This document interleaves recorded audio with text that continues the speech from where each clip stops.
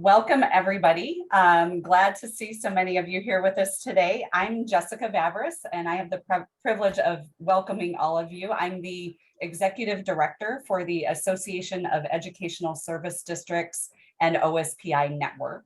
Some of you probably have no idea what that means, but to me, what that means is I'm a bridge role in our partnership among the 9 ESDs and with our state partners at OSPI. The AESD serves as a organizing partner for this statewide initiative with John and the team at OSPI and with the 9 ESDs. And so today, our purpose is really to welcome all of you in. We've got some of you who have been involved in the initiative for the past year, as well as a bunch of new folks who are interested in learning more. So we'll do both and. We'll do some high-level information sharing, and we'll also do, we have one of our national partners here to do a deeper dive on things to consider when considering a balanced calendar. And then we have some districts who will be sharing, and John will be sharing some details, nuts and bolts on the next steps for those of you thinking ahead to the coming school year.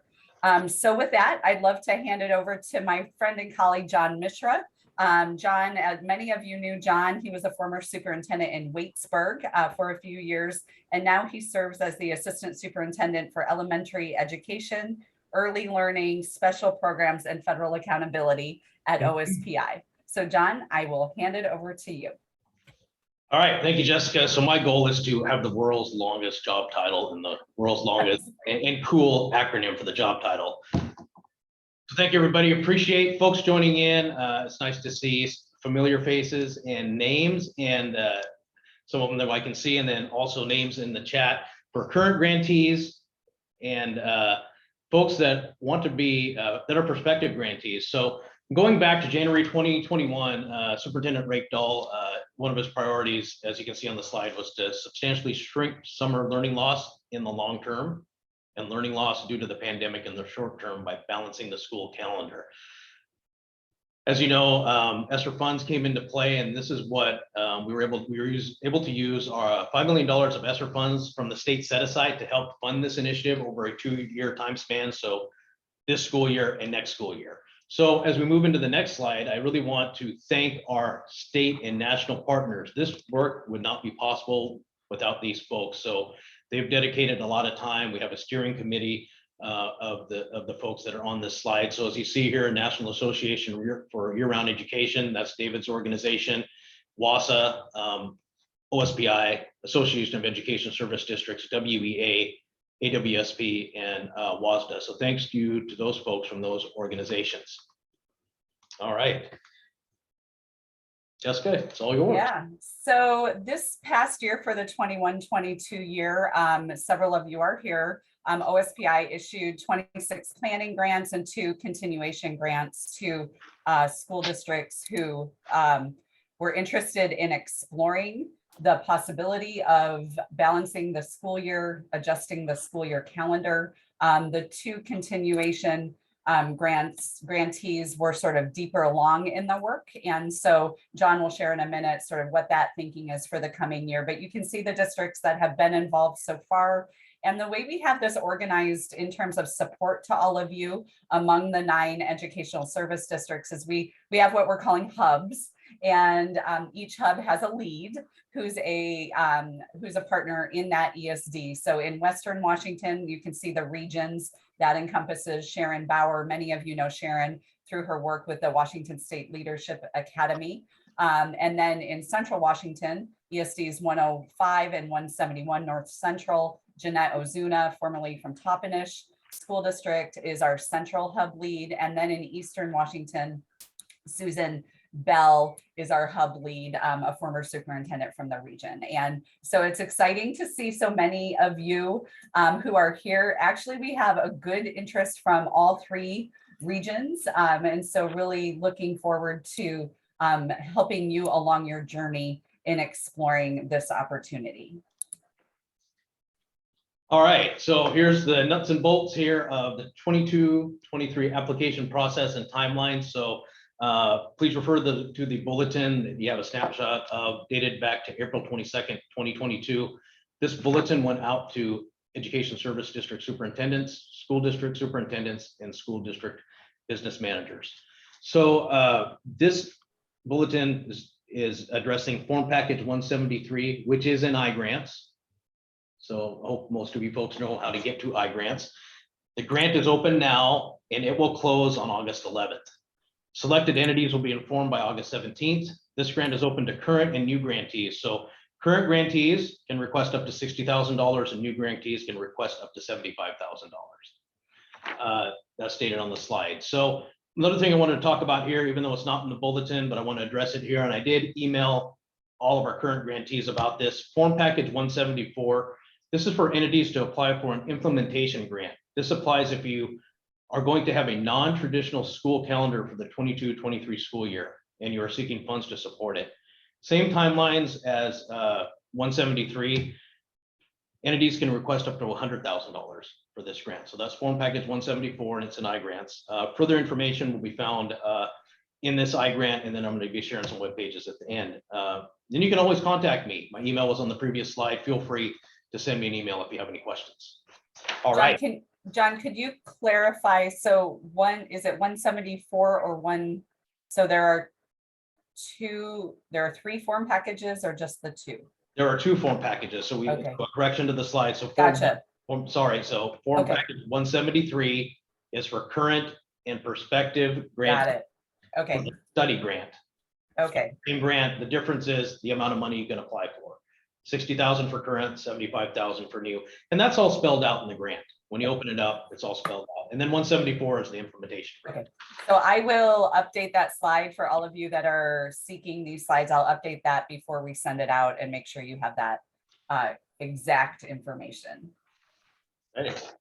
So it's my pleasure now to introduce a colleague and friend, because we've had a chance to be working together here for probably around a year or so. And I'm excited to see David Hornak in person when he comes to the AWSP WASA conference in June. So I'm sure I hope I didn't steal part of your thunder there, David, but we're looking forward to having you out in person. So David it's been awesome to work with him. He's such an expert in this. And just like that hair club commercial used to be on, that I'm also a participant in that. David's school district also has some balanced calendar schools, and he has some schools that are not on a balanced calendar. So David, I'm going to turn it over to you to talk about what is a balanced calendar. Thank you, John. I'm tickled to be here with you all. I just tried to share my screen and there it comes. Okay, so we're going to roll. Good afternoon. As I mentioned, I'm thrilled to be with you today. Each time I engage with my friends on the West Coast in Washington State, I become more and more interested in learning more about you all and everything you're doing. I continue to be impressed by your worldview, your commitment to children, and overall your willingness to engage in a conversation like this. This is a change initiative. And so I've been asked to explain the balanced calendar, and I'm going to do that in a timely fashion. I will be sharing my contact information. I'm happy to connect with you, individually as a district leadership team, or as John mentioned, I will be out in June. I have some available time if you'd like to sit down. And to that end, I'll be back in October at some point as we're planning some other exciting things that we'll kind of leave there at this moment. This opening slide is truly to serve as a centering point for me. While I still believe that educators are somewhat under attack, I would like to thank you for your ongoing leadership and service. And I hope that we all enter every situation with a great deal of empathy. Our families are doing the best they can. Our educators are doing the best they can. And our learning community is doing the best they can. And to that end, I wish for a little more balance for each of you. I wish for a little more balance for me personally. I have 3 screens going right now, and my partner, Ann, my wife, was just trying to call me on my cell phone. That is not balance. But to that end, I am passionate about this subject. I'm passionate about students, and I'm beyond impressed with what I'm living with you in the state of Washington. So please continue to serve others through that empathetic mindset, as I have witnessed over and over and over. The next slide's a video. I'm going to be pulling over a quick video here, and this will set the tone for us. Let's look at two children, one from a middle-income family, the other from one of the millions of low-income American families. As the two kids head off to kindergarten, look what happens. The middle-income child starts out with a 6-month lead. The low-income child is already falling behind because of a lack of access to early reading and preschool education. During their year in kindergarten, in the same school and classroom, the two children will learn at about the same rate, so we'll move them both forward 9 months. But look what happens in that first summer between kindergarten and first grade. Our middle-income child moves ahead about a month in reading because learning of one kind or another continues over the summer. The low-income child falls back about 2 months. So when school begins again, when they go back for first grade, the gap between them has already widened. During first grade, again, they move ahead at about the same rate, another 9 months. That next summer, the activities and lifestyle of the middle-income family keep that child moving forward, but the low-income child has fewer opportunities to reinforce good habits like reading, and that child falls farther behind. Then we come to second grade, and again, our two children learn at the same rate. But the summer after second grade sets our low-income child back again, and our middle-income child moves forward again, and the gap widens again. By just the third grade, the two children are already far apart. By the end of fifth grade, the gap between the children is 2.5 to 3 years. It will keep growing through middle school. So you see, without addressing what's happening during the summer, it is impossible to ever catch up. It's impossible to close the gap. No matter how much high quality learning goes on from September to June, every year the gap widens.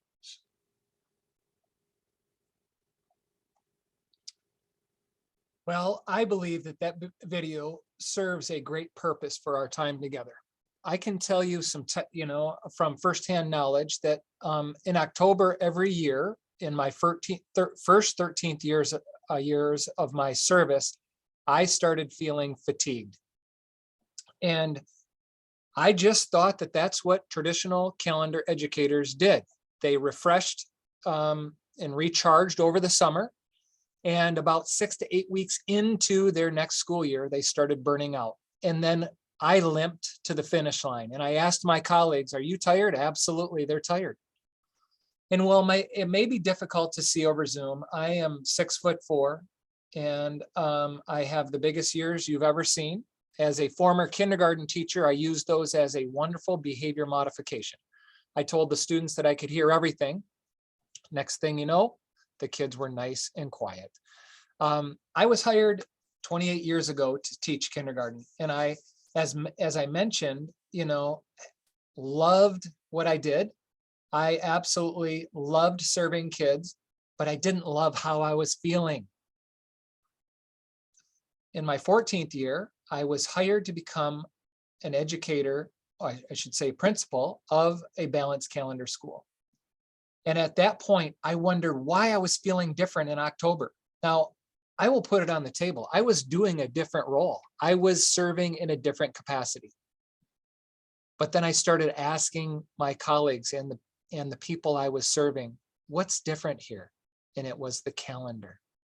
The balanced calendar is very equitable. It gives the opportunity for our adults to be reflective. It gives the opportunity for the children to take a breath. Instead of that sprint to the finish line, it's more of a marathon. And I will put this on record. I believe the most inequitable thing we have going in education is the traditional calendar. When our students are not in school, they are missing some of the basics, such as food, shelter, education, access to books, access to people who care. And the gap between the students will continue to grow wider and wider if we continue to do school the way we do school. So here you see my contact information. I've talked to many of you, and I love my conversations with you. And I look forward to shaking a hand one day, or bumping elbows, or just saying hello with you in person. Please reach out if you have any questions about this session or any other session moving forward. I'm happy to support you, and I'm here for you for any future balanced calendar conversation. So at the National Association for Year-Round Education, we are not advocating for you to add school days to your school calendar. In fact, our foundation is situated on the fact of, please use your 180-day school year more efficiently across the calendar year. Whether you know it or not, you are being asked to remediate the learning gaps that your traditional calendar creates.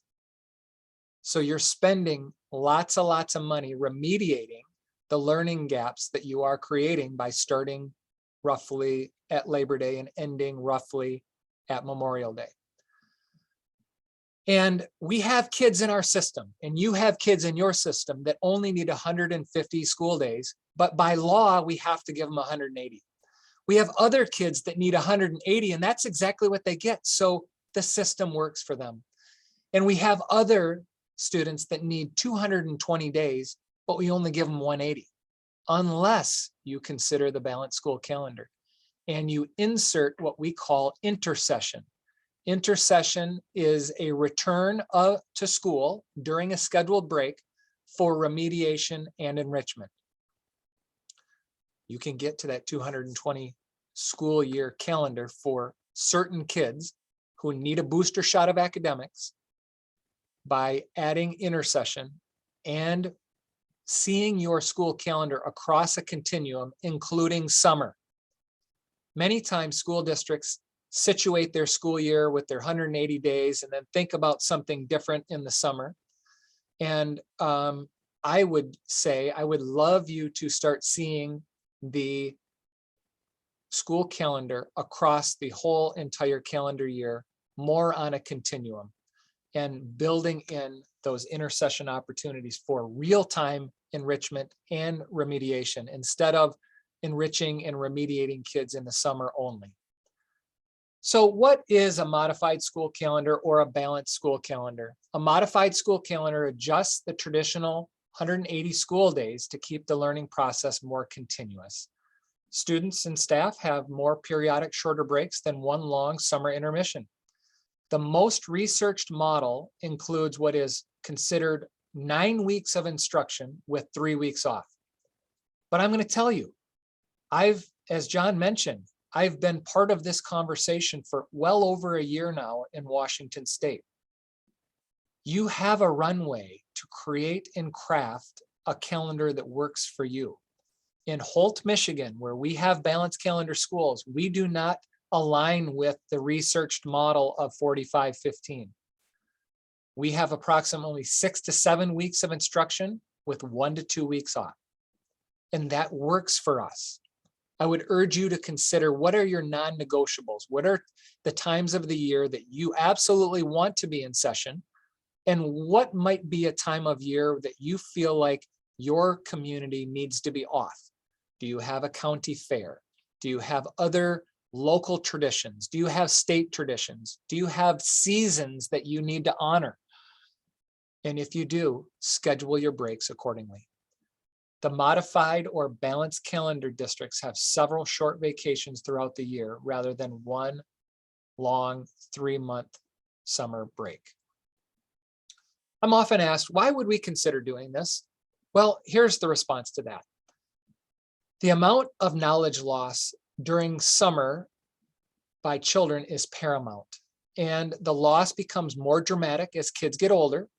And if you don't want to listen to me, I pose the researcher John Hattie to you, and he doesn't study the balanced calendar. He doesn't study any particular study. He studies studies, and he does a meta-analysis on all of the research he can get his hands on. And what he and his team have determined is summer has a negative impact on all kids. And he also stated that techniques of 0.4 or better is where he would spend his money if he were an educational leader leading a school district. So there's quite a gap between a negative 0.09 and a 0.4. So again, if you don't want to listen to me or any other testimony, and you just want to read the research, summer has a negative effect size on all kids. 2/3 of the achievement gap in 9th grade can be attributed to the amount of required teaching time that it takes to review what was learned the prior year. The video illustrates some of that, but in all reality, between 20 and 40 days are spent each fall reviewing the previous year's curriculum. You have fantastic teachers in Washington State.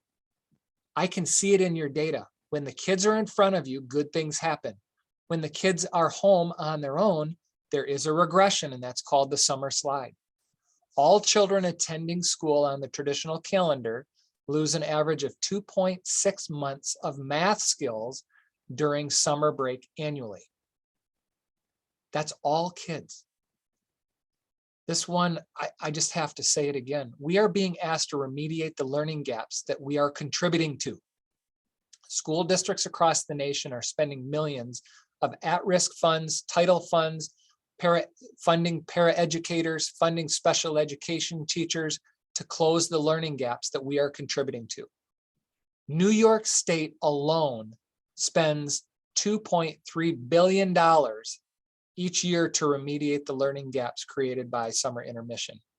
That's a B, 2.3 billion. Across the nation, $21 billion are spent annually remediating the gaps created by the traditional calendar. I think it's time for us to consider a different model. So the modified balanced calendar, we have the continuity of instruction equals quality. Planning and prep is better because we have reflective practitioners. Our practitioners can look back at where they've been and look forward to where they're going. The balanced calendar or modified calendar reduces summer learning loss, which is also known as the summer slide or summer slump. Teacher attitudes are improved. There's less teacher burnout, and that can be contributed to more frequent breaks. Our faculty and staff are able to catch a breath, look back at where they've been, look forward to where they're going, rejuvenate, read, rest, and come back and engage our kids at such a deep level that their behaviors improve. There's also a positive impact to the nationwide substitute shortage because our balanced calendar educators across the nation are taking their annual dentist appointments, doctor's appointments, and appointments for loved ones during a scheduled break rather than during the school year. The modified balanced calendar provides opportunities for learning recovery. And really what that speaks to is much of the unfinished learning that has occurred over the last several years. You can see by the pie chart that the pie chart at the top is an example of the traditional calendar. You have a big chunk of red and big chunks of blue.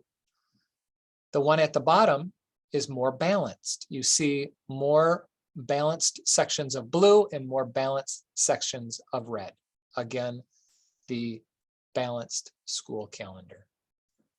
So our employees are saying the same thing that you can find in research. Teachers in modified programs or balanced calendar programs believe that the quality of instruction is better than in traditional programs due to the continuity of instruction. The organization of instructional time is more humane. It allows our educators to be reflective practitioners. They can look back at where they've been and look forward to where they're going, and they're better able to plan on the, this particular calendar based on the learning chunks. There's an enhanced climate of professionalism. That makes sense to me. If you're able to catch a breath, walk away from the work more frequently, you're going to come back with endless energy. Recall, in the beginning, I talked about being fatigued in October. Now in October, our balanced calendar educators are embarking on a 1 to 2 week break. Most times it's a 2 week break and they're able to walk away, reflect, read, relax, rejuvenate, and prepare for the next learning chunk. Our balanced calendar educators favor the alternative calendar because they believe it enhances professionalism due to the frequency of breaks. Therefore, there's an improved morale across the building. There's less burnout and less stress. And again, it has been reported that teachers were considerably absent less on the balanced calendar than their counterparts. Schools offering intersession programs during vacation periods credit intersession instruction with enhancing and supplementing the regular curriculum. Intersession courses provide opportunities for teachers to experiment. So when I was being trained, I learned about thematic-based units, multi-age classrooms, cooperative learning. All of those have been set aside in favor of core programming, but intersession allows us to reinstate some of those really good things. Our teachers continue to emphasize the fact that there's less review time that is required at the beginning of each instructional block. Researchers have demonstrated that the short vacation periods reduce the summer academic slide that occurs. And that this is especially true for our low SES students. However, I can make a case that the newest research indicates that this particular calendar benefits all kids. So the theoretical framework behind this idea is called the faucet theory. And when children are in school, all children learn at the same rate. So in other words, I would like you to rename one faucet low income, the other middle and upper class or upper income. And in the school year, and I can see this in your data, kids are learning at the same rate. The faucets are turned on at the same level and the resources are flowing to all kids. But when on a vacation, the middle class and upper class kids tend to maintain some levels of their academics while their counterparts continue to lose knowledge, as illustrated in the movie or the video. The faucet theory was written in 1997 by Entwistle, Alexander, and Olson. While it's not that long ago that 1997 and this theory was born, I think we can all think about this and say, yep, that makes sense to me. I had an opportunity to be enriched in the summer. Maybe some of my counterparts as kids did not. And again, the faucet theory illustrates that.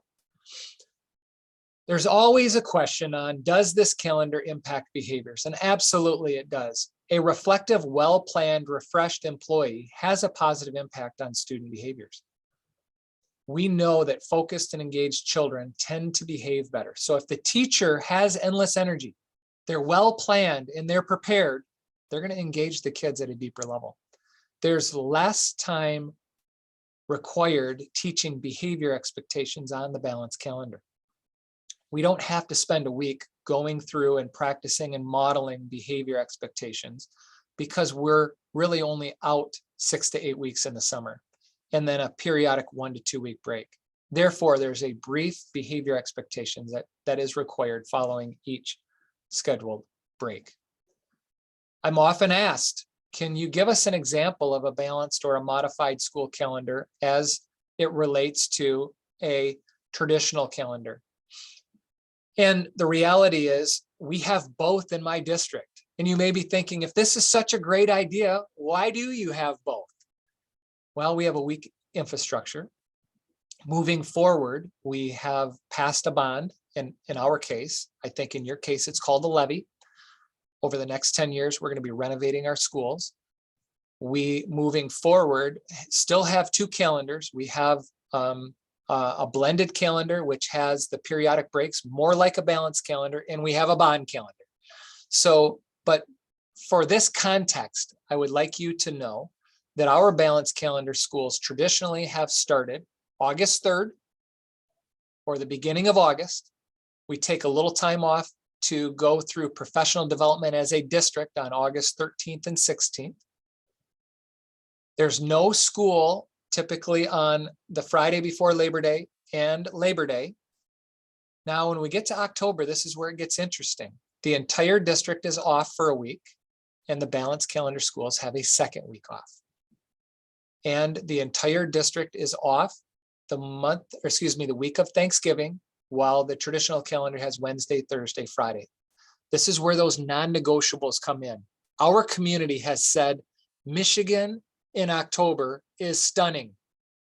We want to catch our breath at that point so we can enjoy Michigan outdoors. I wonder if that's the same case for you in Washington State. The typical winter break is the same. MLK Day is off. We also then have a full week off for midwinter break and an extra day on the balanced calendar. So it's a Friday and a full week while the other students are only out 1 week. Spring break is 2 weeks while the traditional calendar is 1 week. There is the Memorial Day off and then the rest of the week off for the balanced calendar. And the balanced calendar students and staff end June 22nd. And the cycle repeats 6 weeks later. Best practice says you should probably be out no more than 8 weeks. 6 is ideal. We get behind 7. 8 is a stretch. But if you need to step towards that, please do so. Take a couple weeks out of summer by inserting a couple breaks and continue that process until you can get to best practice. So there is a crosswalk between our 2 calendars. I will share that our lived experience is just when you're feeling like you need a break is generally around the corner. So again, that tends to prove and provide dividends to our employees and our students. Just when a break is needed, there is one there. So again, here's my contact information. I don't think we have an opportunity right now for questions. I do believe you're going to hear some testimony from some local leaders. I'm very excited to hear that as well. Please reach out to me if you have any further questions down the line, and I will be on the call in case we do have some Q&A time in the end. Thank you for listening to me over the last half an hour or so, and I look forward to supporting you moving forward. Thanks so much, David. There's at least one question in the chat, and feel free to respond through the chat. And just for everyone, John will be sharing in a little bit the websites, but we do have some FAQs on both OSPI's website and the AESD website that might also dig into some of your questions. But right now, what I would love to do is now invite, we'd like to look at this concept of exploration and balancing the year in action. And so we have leaders from North Thurston. Monty Sabin, the Assistant Superintendent for Operations, is here with us. And Monty actually is the incoming superintendent for Moses Lake. So congratulations, Monty. And we also have Mark Anderson, the superintendent from Highland, will be visiting with us, and Todd Hilberg from Columbia Burbank. So all 3 of these districts are at different points in the continuum in their journey, and we've invited them to share for just a few minutes, about 5 each. Again, feel free to enter your questions into the chat, and I'll monitor those and pose them as we can. So with that, I would love to invite Monty to share first, and I'll stop sharing so everyone can see you. Okay, well, thank you. So yes, I'm with North Thurston Public Schools, and we're located in Lacey and right by Olympia. And we're a district of approaching about 15,000 students. And we chose to utilize the grant last year to look at a balanced calendar, primarily to reduce the summer learning loss.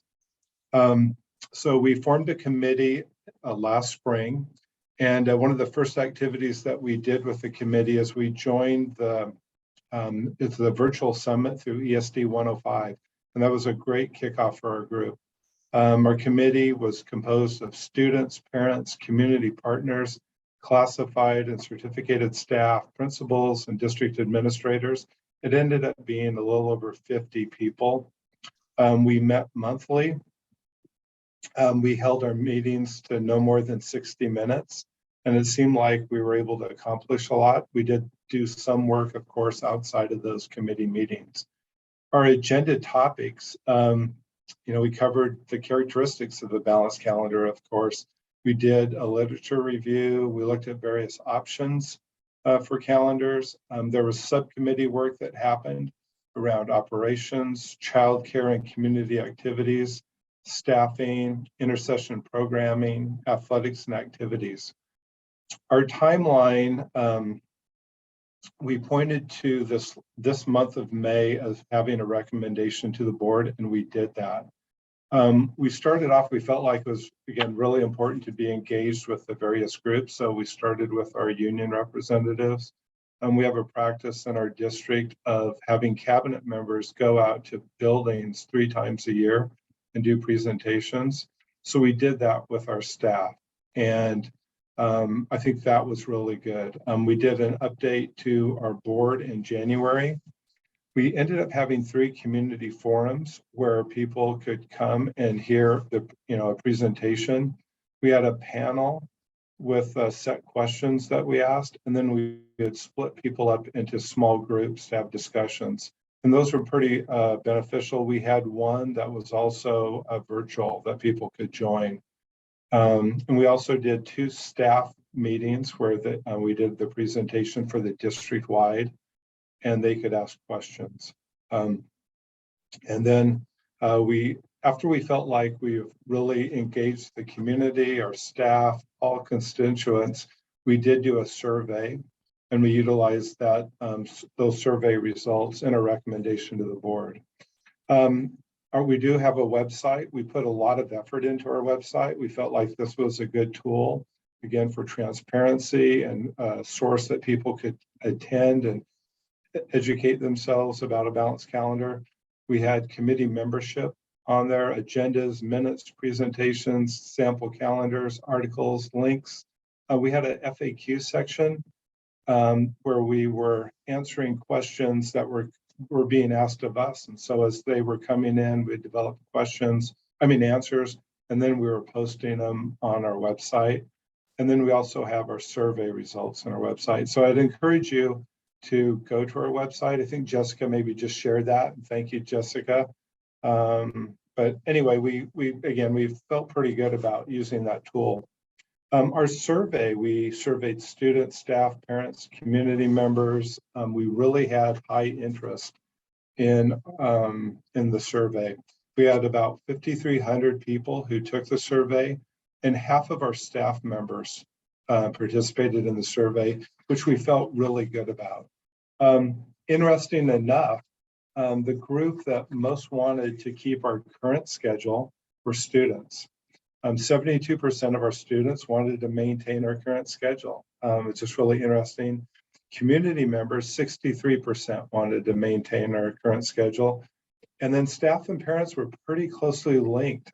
Staff, 51% wanted to continue as normal, and parents, 49% wanted to continue as normal. Some of the challenges that we had, we kind of felt like it would kind of generate some, kind of more on the negative side, because there was just like a lot of different areas that you could choose to oppose a balanced calendar. But some of the things that we heard throughout our process that were challenges for people were staff who live in other districts when our calendars wouldn't match up, and how that would affect family time, costs associated, adding HVAC systems, air conditioning in all of our schools.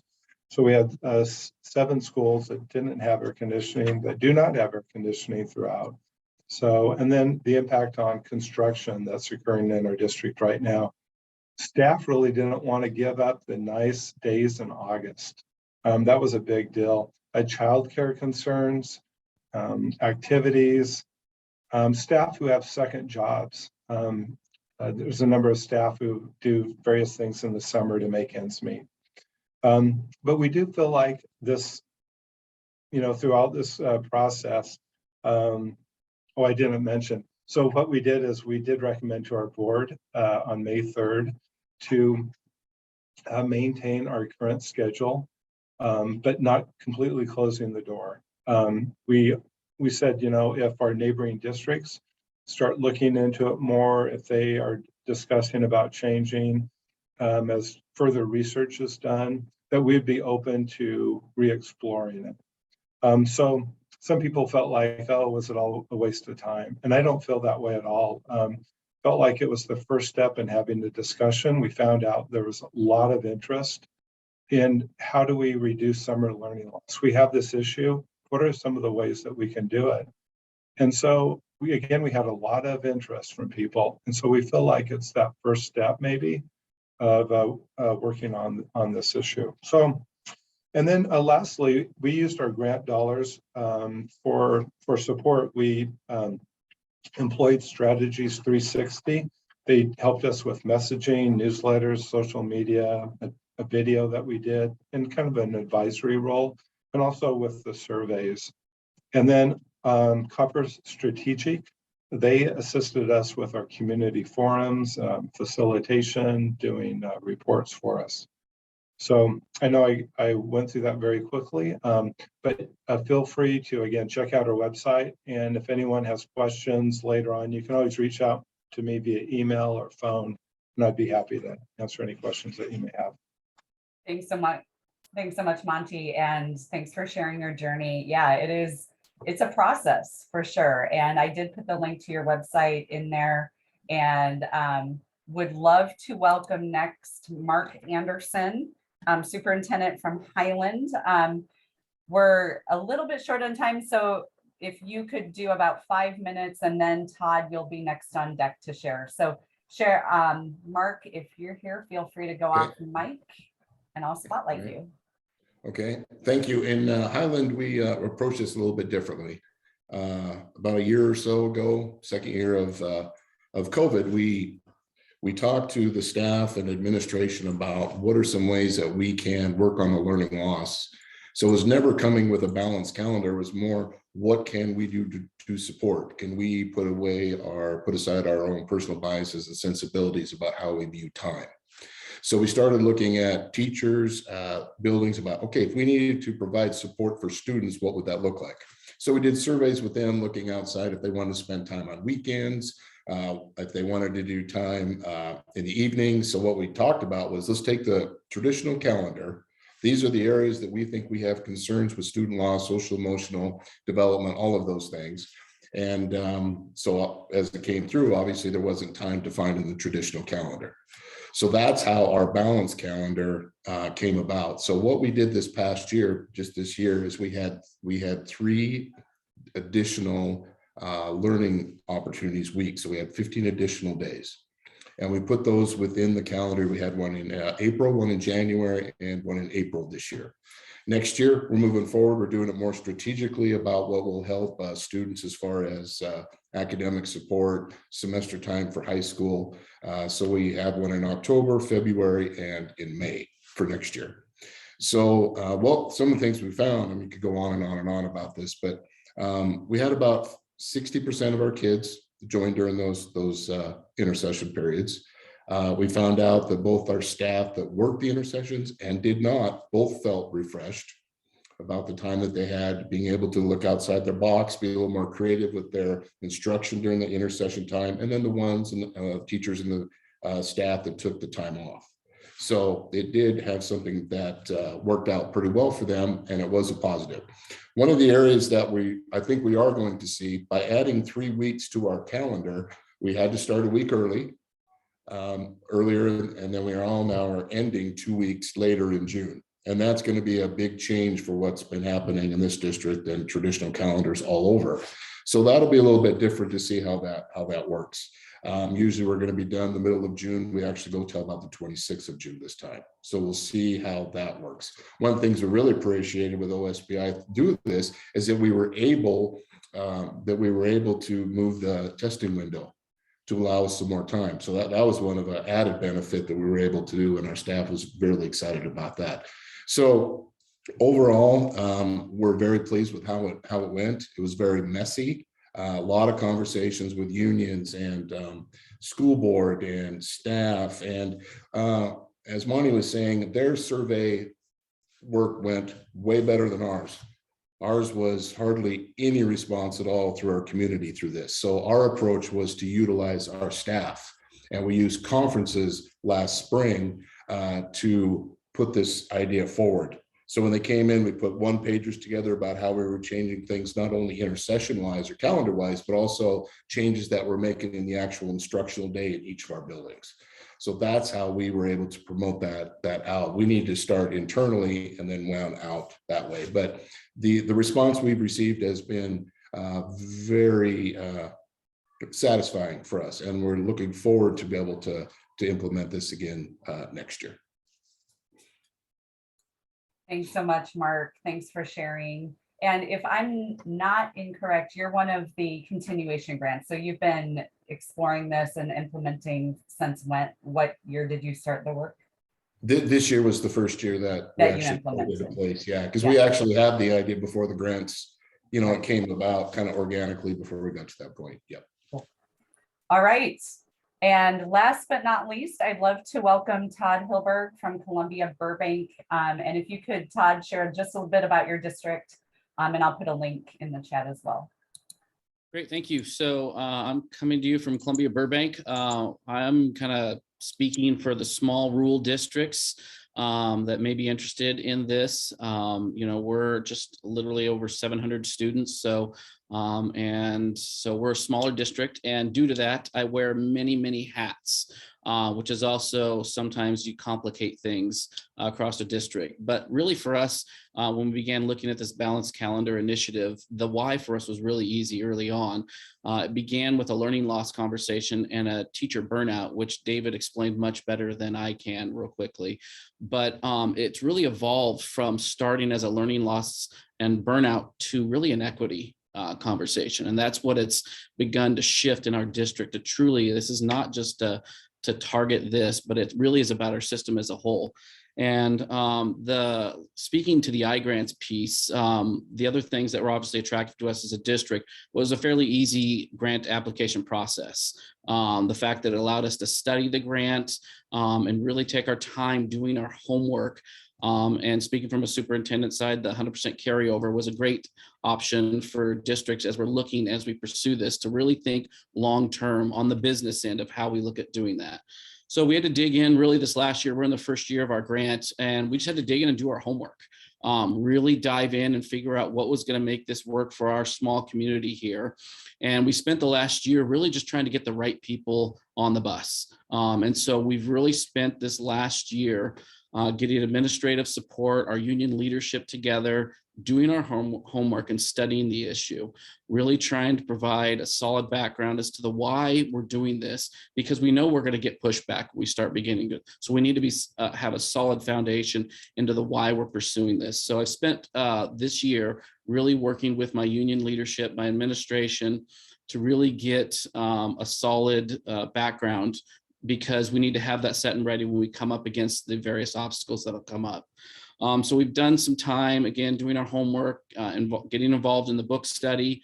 I've taken this initiative to our board now twice to get board support, and they are on support. So again, coming from a smaller rural remote community, we've just spent this last year just trying to get everyone facing the right direction and pursuing this. We have not taken it out to our community yet. We had some local things with bond and levies that I was running that was not the right timing to do that right before that. But our goal this year, moving into next year, is to really begin messaging this out to our community, getting our larger district staff involved in this, getting our key community stakeholders involved in this, really developing this into a second year where we're beginning to push this out into our community about the need for a balanced calendar. I can shorten that up. That's good for you. Thank you so much, Todd. And so please I'll put a link in the chat to all of the current grantees and their contact information. So you can get in touch with these three gentlemen,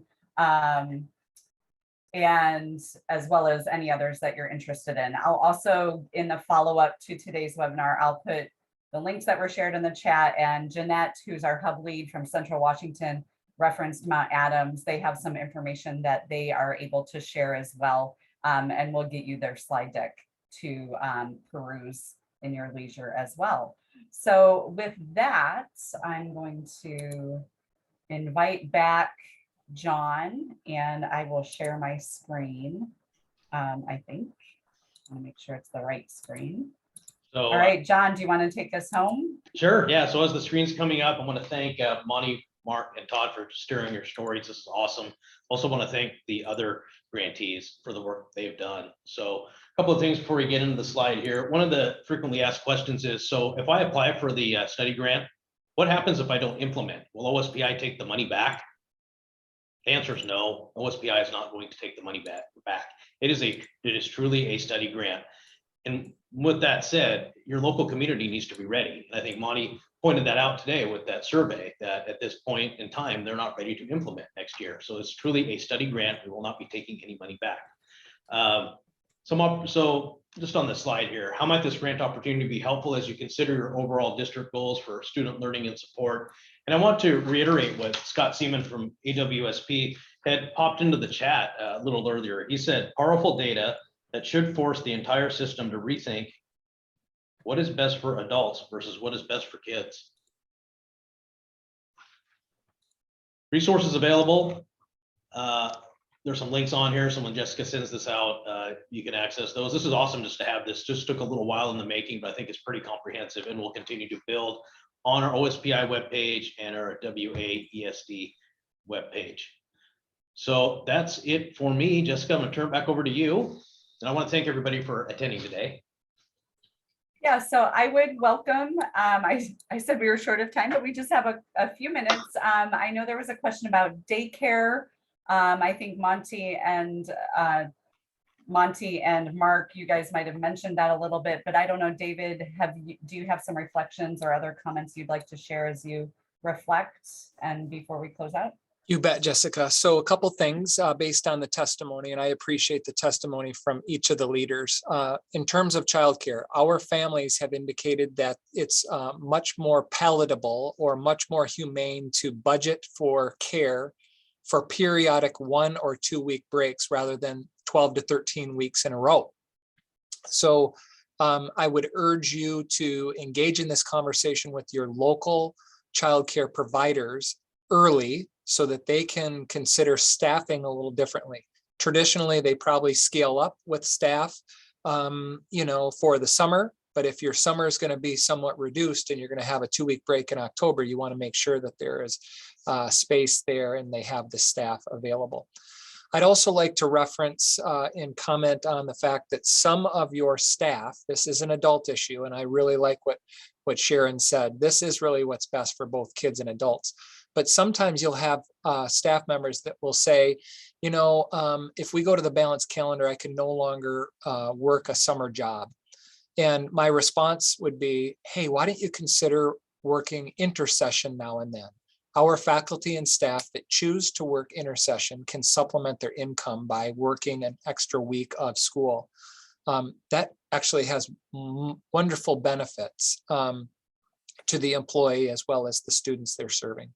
So there are many, many, many reasons to consider this. The balanced calendar has tremendous benefits to kids. You will see an academic improvement to their standardized test scores, to their disposition. The adults absolutely love it. I've yet to meet a balanced calendar faculty and staff member who have voluntarily elected to go back to the traditional calendar. Once you live it, you love it.